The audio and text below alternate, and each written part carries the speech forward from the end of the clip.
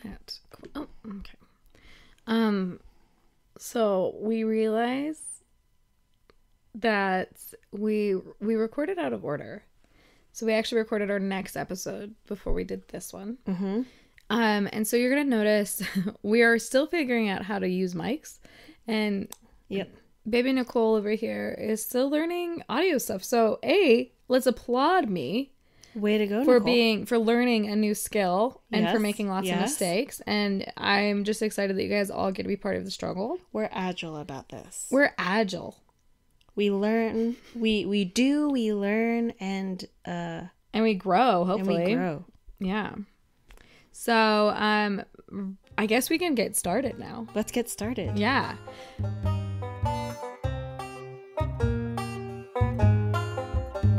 All right. This is Burn This Book, a banned books book club where we, Nicole and Eden, read a banned or challenged book twice a month and discuss its meaning, impact, and censorship to make it more accessible for all readers. This month's book is The Adventures of Huckleberry Finn by Mark Twain, which was published in 1884. This book has been challenged for 3 decades. So let's talk about good old Huck Finn. Let's talk about Huck Finn. All right, what is this book about? So technically it is a sequel to The Adventures of Tom Sawyer. Mm-hmm. But I don't think you need to read Tom Sawyer to read Huck Finn, because actually when I read this in high school for English class, we did not read Tom Sawyer. We just jumped right into Huck Finn. So Huck Finn is a character from Tom Sawyer, and he obviously gets the spotlight in this book. At the end of Tom Sawyer, they come into some treasure. So Huck Finn is now wealthy. He's a Southern boy through and through. Mm-hmm. Grew up impoverished. Impoverished. In Providence. Impoverished. He grew up doing improv. Yes, and that is kind of true, though. like, Yeah. Tom Sawyer kind of He's a had big prankster. He's a big prankster. He had like a boys' club where they had to. Well, Tom's like, you have to kill someone in order to come into my boys' club. It's like, okay, Tom, calm down. But Huck Finn has been adopted by the widow. She's just a lady who had been widowed. Yeah, we don't need him. She was very, very polite lady, very classy Very person classy. for that era, especially compared to Huck, who was, his dad was a drunk and neglected him, so Huckleberry Finn never had to go to school, and he just kind of lived off the land, and all the other boys were pretty jealous of him. So when he was adopted, he had a proper Christian upbringing. Yeah. Finally, And he always talks about how the widow wants to civilize him, and that becomes very important. That's an important theme in this book. So a couple of things happen where his dad comes back in the picture because he hears that Huck has some money now. His dad's very abusive and essentially just locks Huck away in a little hut. So my memory's a little foggy, but I think Huck does something where the dad was away and Huck had a window of escape, Huck fakes his own death. and he fakes his own death. He makes it seem like he was murdered. And so he even went as far as to pull out some of his own hair and stick it on the axe. Yeah, Because he's he's a dramatic clever guy. boy. Yeah, clever. Yeah. He thought through that, and then he just runs away. And he, in the process of running away, he bumps into Jim, who is an enslaved man who is also running away because he heard his enslaver was planning on selling him. And the person who enslaved him was, his current master was the widow. Wait, Yeah. Right? who's the widow that Huck is living with? The same lady. It's the same lady? Yeah. I don't think I caught that. So anyways, and because Jim is black and he is a slave, the people obviously decide to, and he disappeared around the same time as Huck. He's framed for Huck's murder. So if Jim ever returns, he will be tried as a murderer and kidnapper. And so it's kind of like the Odyssey, but we see Huck and Jim go on all these adventures. The goal was to get Jim up north, but because of different things, they just go deeper and deeper into the South. And we know that Missouri is it's not the Midwest, but it's basically like it's just right on the edge. So their whole thinking was no one could assume that Jim was on the run if they were going deeper south, because that doesn't make any sense. And through that experience, they meet like all of these crazy people. They meet these con men who try to do all these things. They encounter relatives of Tom Sawyer's, and they just keep getting into like these crazy slams and all these two feuding families. Yeah, like crazy. It's like it's very much like the Odyssey, where they just keep meeting these new groups and they have to like overcome them before they can get to their space. But during this time, you see these two people, especially Huck, having to grapple with the most existential questions and questions about morality. And so you see that kind of fight. And before we get into like the goods of the book, I want to share two things. Is that okay, Eden? Yeah, totally. Cool. So Huckleberry Finn, Mark Twain wrote Huckleberry Finn after his childhood friend. And his childhood friend was named Tom Blankenship. and so this is an article written by Esther Lombardi for Thought Company, Thoughtco, whatever. But I've read this in other places too, so I'm hoping it's true, and I should probably check that. Anyways, on January 25th, 1885, Mark Twain conducted an interview with the Minnesota Tribune, in which he claimed that Huckleberry Finn was not inspired or based upon any one person. But Mark Twain later claimed that a childhood acquaintance named Tom Blankenship was the original inspiration. Tom Blankenship grew up in Hannibal, Missouri. He was friends with Mark, and in his autobiography, Mark Twain wrote, "In Huckleberry Finn, I have drawn Tom Blankenship exactly as he was. He was ignorant, unwashed, insufficiently fed, but he had as good a heart as ever any boy had.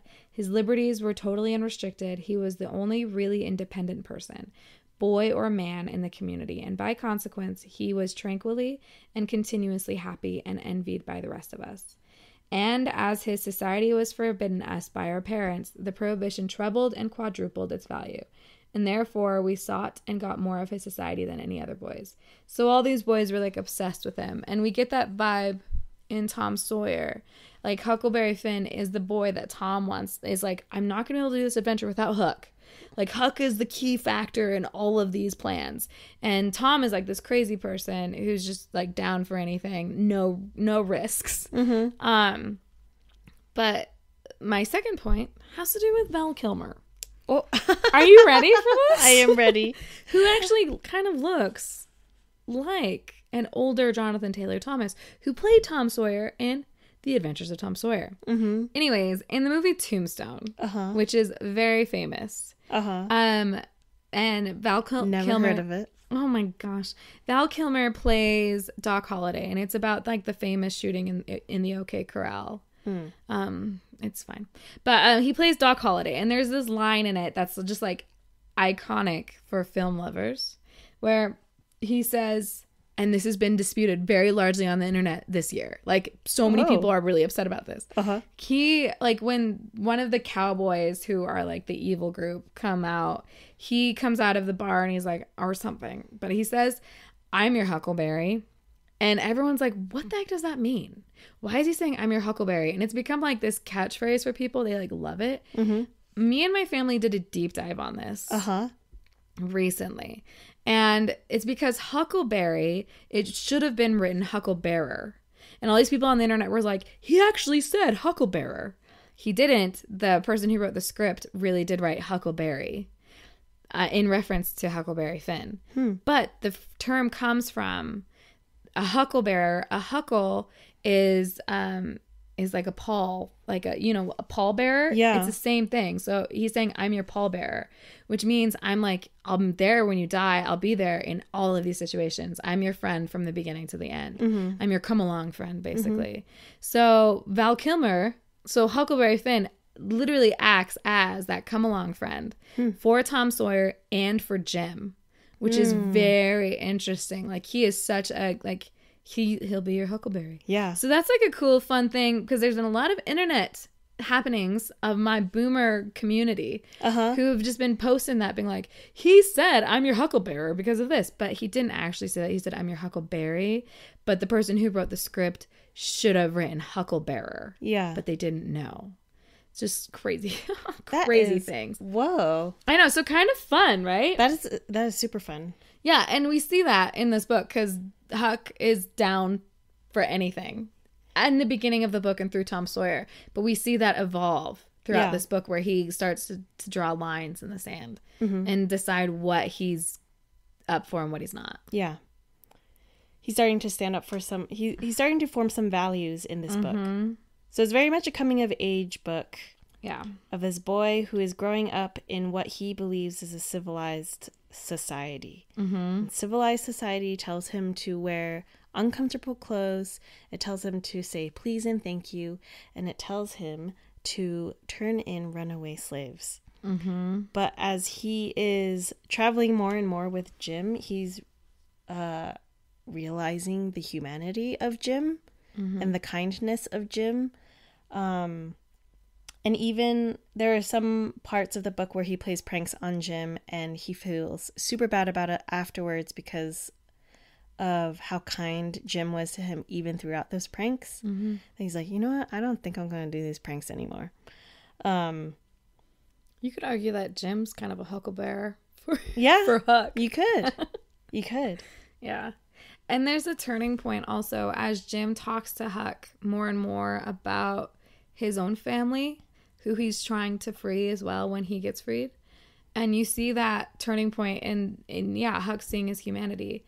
There's a quote by Ralph Waldo Emerson, who said of Twain's work that Huckleberry Finn knew, as did Mark Twain, that Jim was not only a slave but a human being and a symbol of humanity. And in freeing Jim, Huck made a bid to free himself of the conventionalized evil taken for civilization by the town. And I think that we see that a lot in when we talk about religion, when we talk about the current laws that are being passed, even book banning. Like, people do it in the name of, like, this is the higher power, this is the higher law, this is the higher ideal. I mean, I read this book when Roe v. Wade was overturned. And there's a part in the book when Huck realizes he'd rather, like, even though the church sanctioned slavery at that time, the church had sanctioned slavery, and he knew that it was unchristian of him to try to free someone's property. He made the decision that he would rather go to hell than return Jim to the widow. And he realizes that the morality of the laws in his land, that is the civilized nature, was not actually civilized. And he makes that choice. I guess I'm going to hell then. I guess my soul is damned if I choose, because I'm choosing Jim, and I'd rather choose Jim over the laws of Missouri. And I was thinking about that because, like, passing those, like, overturning, like, abortion laws and things like that, like, women's health is incredibly complicated. And like, incredibly complicated. And we have no idea what a woman is going through when she is making those decisions. That law to me is immoral now, to criminalize abortion or the privacy of making those choices. And it's an interesting space to be in when you believe that your laws of your land are immoral. And we see that with people, especially with religion. I mean, I'm always thinking that, like, I can't be responsible for my institution. I can't be responsible for my government. I can only be responsible for me. But there comes a point when we have to just say, like, well, I'd rather go to hell than uphold these hateful belief systems, or, support that or whatever. And, like, Huck is such an amazing example of that as a young boy. Like, he's really taking it seriously. And it's like, It's a really powerful book for a high schooler to read. It really is. Yeah. Yeah. There's so much admirable about Huck Finn. And I did get a little lost in the middle of the book a bit with the con men. They were conning me at certain points where I was like, I don't know what's true anymore. Yeah. Yeah. Are they really a king and a duke? I don't know. Yeah. But I think there are great examples of people who are like the feuding families. I think are a great example of holding on to tradition without understanding it or even questioning it.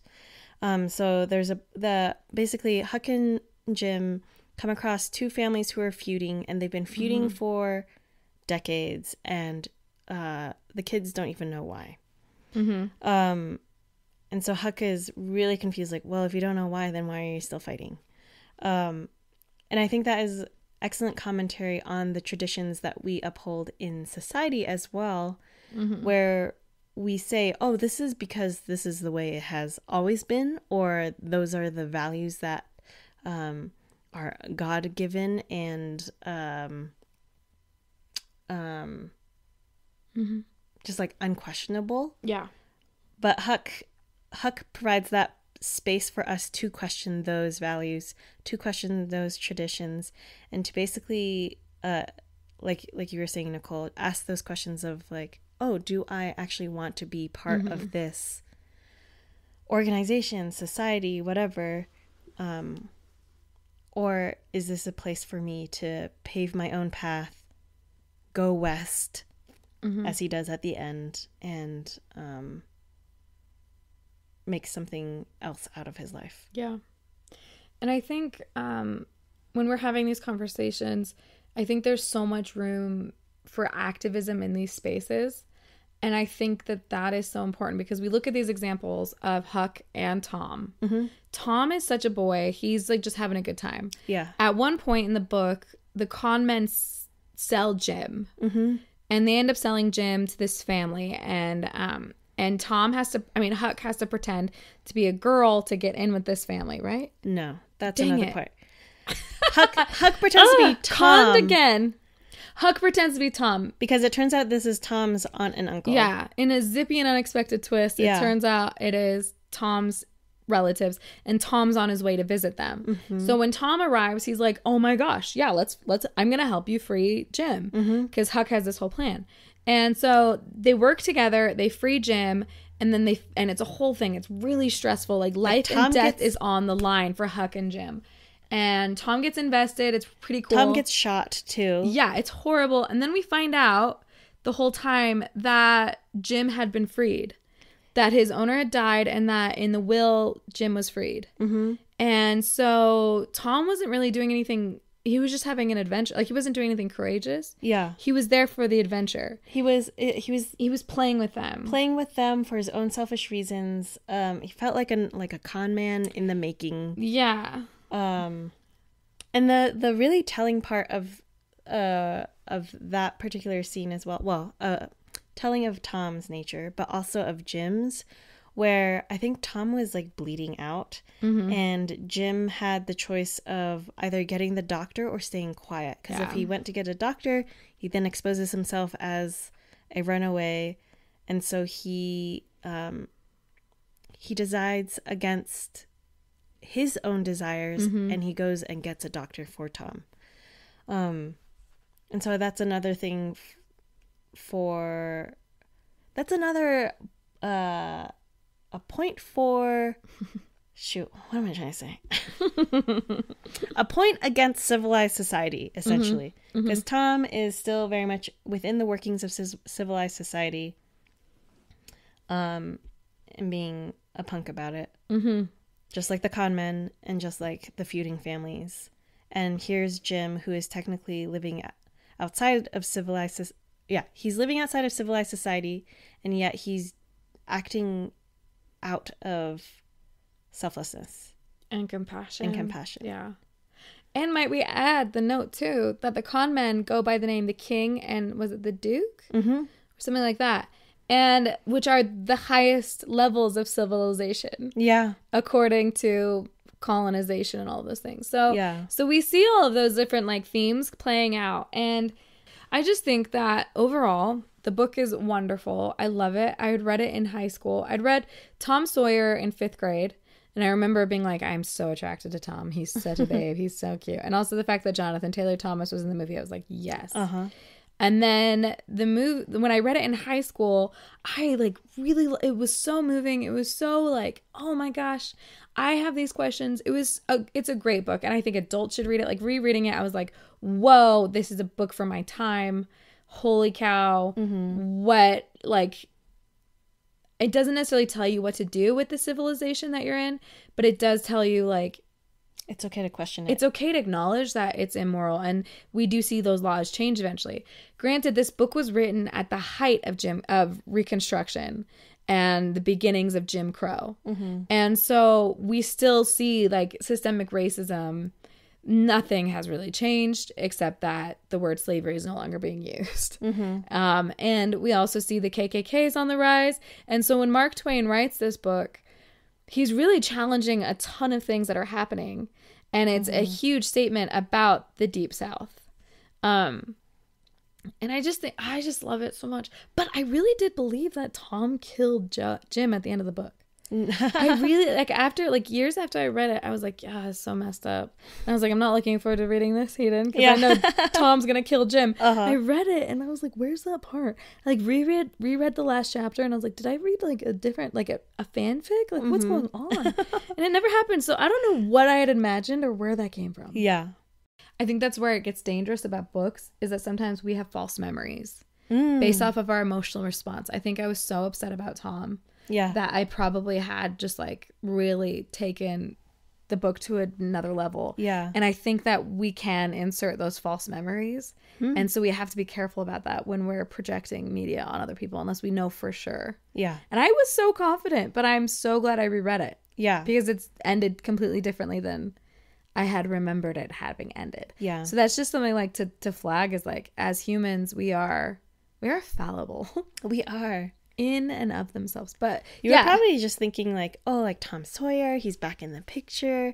Oh, holy cow, he's a punk. Oh my gosh, what's he gonna do now? He's probably gonna murder Jim. I think I was just really disappointed because I was so in love with him, and then it turned out that he was a loser. I also read this in high school, and so the way it is written, Mark Twain does write it phonetically in Southern dialects. Yeah, is that he what uses a ton of different Southern,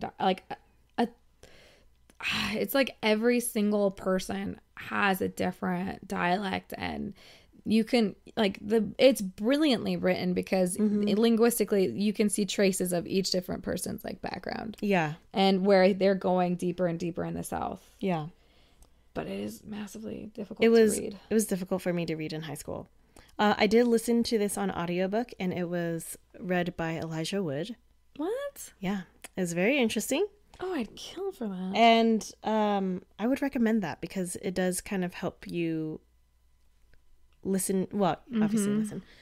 But it helps you hear it better than reading it. Because half the time I would have to read it out loud in school to actually understand the sentence that was being said. Okay. Yeah. That makes sense. But I like back to what you were saying about like the language used. That's why I think it was banned. I think so too. It got to the point, because I also listened to it, that the N-word, because the N-word is used so frequently, at first I was like incredible, like it was very uncomfortable for me. By the end, it had normalized it. Yeah. Not that I'm like using it now at all, not at all, but it had kind of softened the blow of that word for me because of how frequently it was used. Yeah. And I don't love that. Like, I really hate that. I've been desensitized to it to that extent. Yeah. And so, and as a teacher, I'd be curious how teachers do that. I don't remember us reading it out loud with the N-word. I don't remember. I know we talked about the N-word being a slur and it being truly heinous, and we talked about its roots and things like that, but I'd be curious how teachers deal with it in classrooms today. I'm trying to remember if my teachers read it out loud. And I want to say they did. And I want to say they used the words. But they prefaced it as well. Yeah. They prefaced it by saying, like, hey, this is a racial slur. But I'm going to read this as it is written. And so that does mean they did put on a Southern accent as well because... Whoa. Well, that's kind of how it comes out when you do read it phonetically. Yeah, that's true. So it's just like it came out Southern, and then there were racial slurs as well. Those New Englanders, I tell you what, I don't feel like my teacher ever said the N-word. I don't, like, we didn't read frequently out of that book. Yeah. It was like if it was an important passage, then they wouldn't insert the word N-word. Yeah. The phrase. Yeah. I get it. I wonder. Yeah. Fascinating. All right, let's look up why it was banned. Okay. Immediately after publication, the book was banned on the recommendation of public commissioners in Concord, Massachusetts, who described it as racist, coarse, trashy, inelegant, irreligious, obsolete, inaccurate, and mindless. Oh my gosh. Let's see what people are saying these days. Oh my gosh. Some people said back in 2005, there were complaints about the book, including that it is unsuitable for young children and it has homosexual overtones. Did not get that. I guess if you're really searching for it. Yeah. But no. That's so strange. They all just call it offensive language. Huh. I do feel like the book would have value without, like, I know he's an American realist, so he's trying to portray America, like Mark Twain is, as, you know, as authentically and realistically and all those things, and twist it the way it needs to for us to really understand the tone of America. But, like, it probably could have been done without. Yeah, and I get that it was written in the 1800s, but, like, I'm really coming out with, like, all these, like, pro-censorship vibes.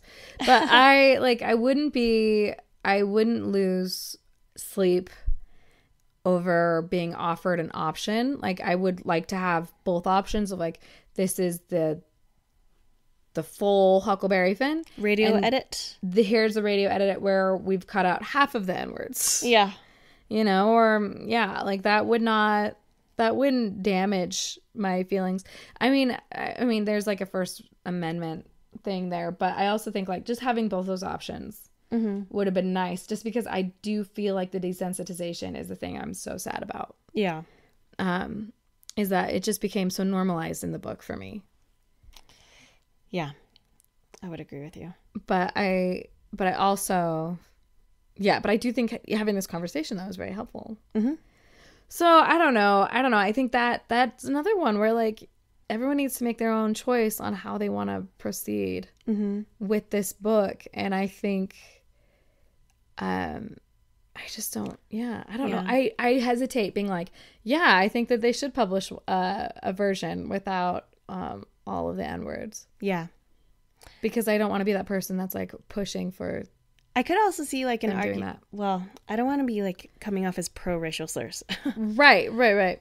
But to show how prevalent the institutionalized racism was in society, in civilized society back then. Yeah.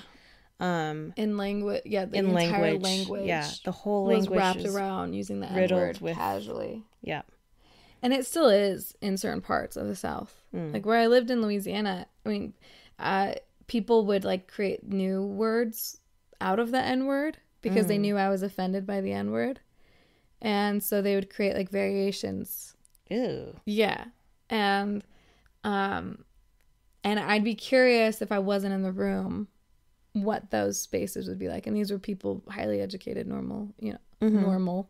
That's so messed up on my part. These are, like, highly educated individuals and families who share a lot of the same values that I do, that I would think are progressive, and yet they just can't get over this. Mm-hmm. They can't get over the racism stuff, which in my opinion completely poisons all the other. Yep. So. Yeah. So it's in general, I hard. would recommend this book though. 1,000,000,000%. I think everyone needs to read it. I think that phrase, I mean, even this article that I'm pulling up shared that it's beautiful. It's so beautiful. This website called Books on the Wall, period. So the phrase, all right, then I'll go to hell is in chapter 31 of the book. And they're saying it's amongst the most memorable in American literature. And it really was, like, it was a turning point in that book where I was like, holy cow, this is a person who has integrity and convictions based off of their own mind and their own soul and what feels right to them, that they're not being told what's right. They're allowing their souls to be able to speak to them. Like, Huckleberry Finn is allowing himself to move in a space that society, convention, religion, government, all these big things are completely contrary. Mm-hmm. And like that idea of, all right, then I'll go to hell is like, yeah, it's so powerful. Cuts deep. It does. And it like gives me some courage to be able to stand up for myself more, because I don't think I'm a very bold person. Yeah. I think I am in private. I think I've got opinions, but I'm not very confrontational when people have those things. I am with my siblings, but I'm more worried about other people's feelings. Yeah. And I think I need to lean into that, all right, then I'll go to hell kind of thing. And because there are things that are really important and things are getting scarier today. Mm-hmm. Yeah, I feel very similar, where I don't feel bold a lot and very much a people pleaser. Same. I'm trying to work on that. We're American women. Uh-huh. And we're short. Short people are always people pleasers. Short people should all die, according to Randy Newman. So, short people have no reason to. Yeah. I lost my train of thought. I'm sorry. I brought up Randy Newman. Yeah. You're a people pleaser. Bold. Yeah. If I could even have like an ounce of the boldness that Huckleberry Finn has, I think that, yeah, he very much has a effort attitude. Yeah. And Jim too, though. Like, Jim's so willing to share his life and to share what he's gone through. Like, Jim, for someone with like carrying the experiences and the abuse that he's gone through, his willingness to partner up with Huckleberry and to share with him about his family and all those things are like, it's really beautiful. Like, Jim is a really beautiful human being. Yeah. And also very like, has a lot of growth and a lot of like, there's just so much between those two that I like. Their friendship is really beautiful and unassuming, and it's really cool. And you also see Huck like struggle with becoming bold, like, because at first he's like, I am gonna return Jim, and you see that struggle, and you like, he is fallible and he makes mistakes and he does stupid things and he's a jerk of a kid sometimes, but then like you see the growth, and you see he becomes approachable and relatable at times. Yep. And then you see him take that moment of courage, and that's where it's like, oh, if he can do it, then I can, because he has made bigger mistakes than I've made. And I really appreciate that Mark Twain didn't just give us this like perfect little hero boy that's just walking through life and is like, yes, I already have this moral understanding because I've been on the outside looking in my whole life. Like, his hero's journey is actually like nice. Yeah. Yeah. It's relatable. Yeah. And it's just, I think it's a beautiful book. I think that everyone should read it, and everyone should listen to Elijah Wood probably read it. Yeah, it was pretty good. I love that idea. Did he have a lot of accents? He did. Well, yeah, because of all the phonetics. I love that. All the phonetic stuff. All of the dialects happening. I love that. Yeah, 10 out of 10. 10 out of 10. Highly recommend. I agree. Yeah. But also have that conversation about the N-word, because not enough white families, as a fellow white, not enough white families are having those conversations about the N-word. Not enough schools are having those conversations about the N-word with their students. Mm-hmm. There's a lot of white kids that think it's cool to say the N-word. Mm-hmm. And they do not understand where it comes from, what it means, and why it can be very traumatizing for the nervous systems of people of color. Mm-hmm. And so we need to have those conversations, and there's no excuse not to have that conversation, especially today. So, yep, agreed. Yeah. I know too many white families and white girls and boys who don't know anything about it. Mm-hmm. Just flippantly throw it around. Yeah, and it is disturbing, actually. Yeah, it's not cool. So there you go. There you go. Thank you. A lot of feelings. A lot of feelings. Thank you. Thank you. Thank you. Thank you. Bye-bye. Bye.